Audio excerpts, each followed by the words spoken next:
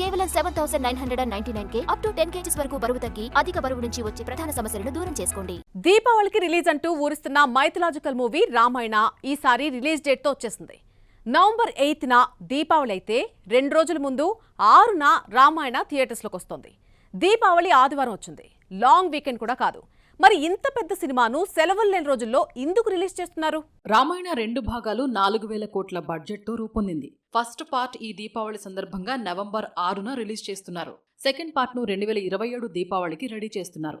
రెండో భాగంకు సంబంధించి already 50% shooting పూర్తయింది. దీపావళి ఆదివారం వచ్చింది. ఎక్స్ట్రా హాలిడే లేకపోయినా రామాయణను ఇదే పండక్కి ఎందుకు తీసుకొస్తున్నారన్న డౌట్ తెలుగు ఆడియన్స్ లో ఉంది.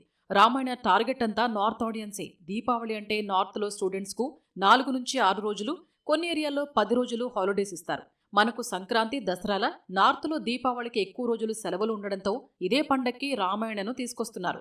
రామాయణ ఒక్కో పార్టుపై 2,000 కోట్లు పెట్టుబడి పెట్టారు. ఇంత కవర్ చేయాలంటే వీకెండ్ వస్తే సరిపోదు, లాంగ్ వీకెండ్తో వర్కౌట్ కాదు. అందుకే వారం పాటు సెలవులు ఉండే దీపావళిని మేకర్స్ ఎంచుకున్నారు. మరి ఇన్ని రోజుల సెలవుల్ని రామాయణ యూజ్ చేసుకుంటుందో లేదో చూడాలి మరి.